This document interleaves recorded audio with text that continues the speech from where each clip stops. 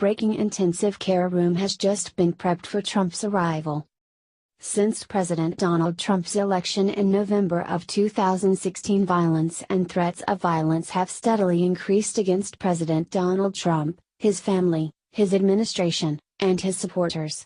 Representative Maxine Waters, CAD, opened the floodgates, with her calls for violence and public harassment against Trump officials and supporters, and now, it seems it is not safe to wear your MAGA hat out in public. But what about President Trump himself? In his first 6 months in office, threats against President Trump were tracking on average at about 6 to 8 a day, according to U.S. Secret Service Director Randolph Tech Sales. On average, this was about the same number of threats made against former Presidents Obama and George W. Bush while they were in office. However, as the Trump presidency has progressed, the threat level has increased to a significant degree.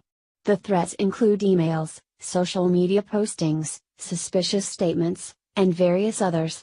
All threats against a president or a protectee are investigated by the Secret Service, said Ailes, although he said many individuals later walk back their threatening statements or the threats are found to lack serious intent.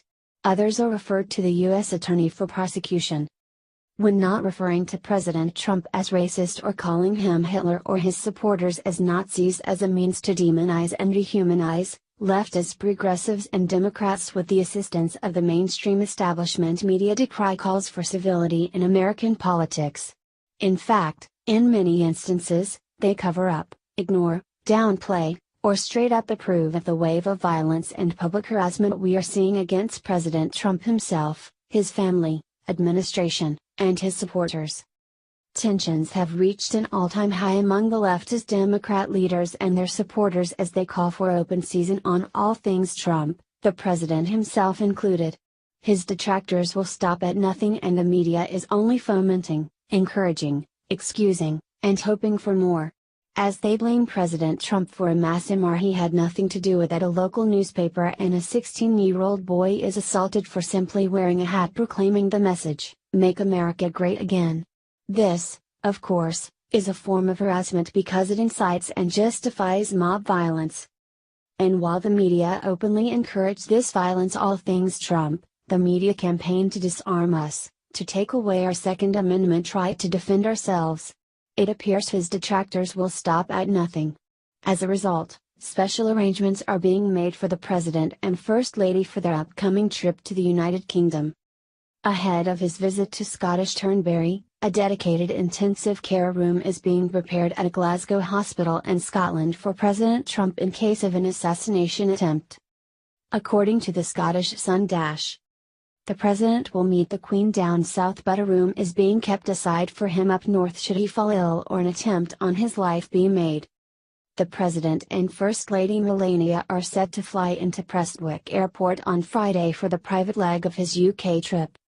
Mr. Trump will meet the Queen, and current thinking is that he will stay at Turnberry during his time here.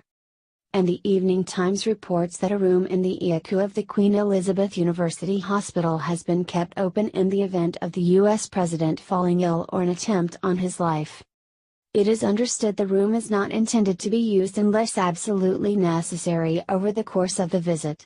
A Queen Elizabeth University Hospital spokeswoman said, "We are not sitting with an empty room waiting if she takes unwell and needs intensive care. It may be that as part of an arrangement we would say we would put it in that room." The health board explained, however, that the room will be used if intensive care therapy is needed for a patient. A multidisciplinary team with members from the Scottish Government will visit the Queen Elizabeth Hospital to oversee plans for Trump's visit.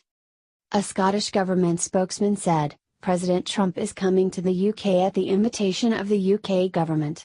However, the Scottish Government has been planning for some time with key partners, including Police Scotland, for the possibility of the President's itinerary including a visit to Scotland.